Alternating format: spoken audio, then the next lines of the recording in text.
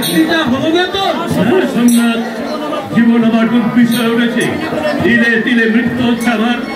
অক্ষম নই, পঙ্গু নই, দুর্বল নই। বিয়ে পাশ করেছি, তবু তার আমি দিনের পর দিন, মাসের পর মাস, বছরের পর বছর পরে পরে ভাগ্যের হাতে সরকারি চাকরি আমার ভাগ্যে নেই। তাই বলে কোনো বেসরকারি প্রতিষ্ঠান আমার চাকরি হবে না? আমার চোখের সামনে চাকরি দরজা যেন আপনা হতেই বন্ধ হয়ে যায়। চেষ্টা করে দেখ। ফসলের অপর নাম নাকি সামাজিক ভাব, অথচ তারা 47 সালের দল প্রতি মুহূর্তে নিংড়ে নিচ্ছে গরিবের ভালো রস, বঞ্চিত করে চলেছে কৃষক শ্রমিক জনতাকে। তাদের শিক্ষা কিংবা মত ভাষা দিতে পারছি না।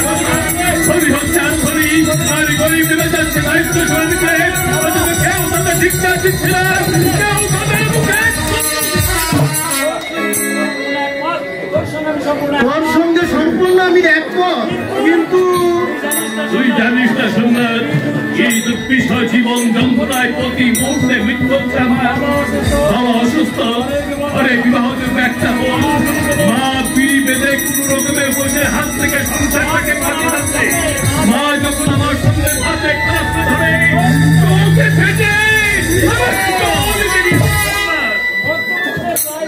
মধ্যবিত্তদের প্রায় করেই এই দুর্দশার ছবি আমরা যেন ধীরে ধীরে তলিয়ে যাচ্ছি। মাঝে মাঝে একটা দানবী আক্রোশ আমার কাঁধে ভর করে ইচ্ছে হয় এই সমাজ রাষ্ট্রের ভিতরটা ধরে প্রচন্ড একটা নাড়া দেই। ইচ্ছে হয় চুরি করে, ডাকাতি করে, চিন্তাই করে নিজের জ্বালা মিটাই। ইচ্ছে হয় তারা নাল হয়ে জ্বলে ওঠে, তার সম্পর্ককে বুঝে দেয়। 20 শতাব্দীর যুব মানুষ তোমাদের অবহেলা মুখে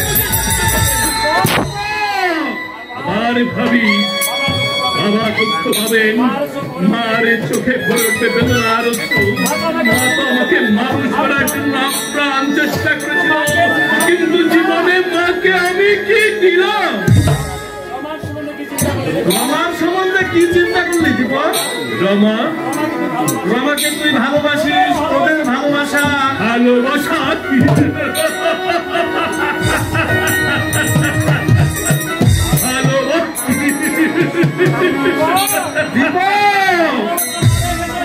ভালোবাসা মরে গেছে সোমনাথ। বেকারত্ব নামক জগৎ তলে পাথরটা নিচে চাপা পড়ে গেছে। স্নেহ, প্রেম,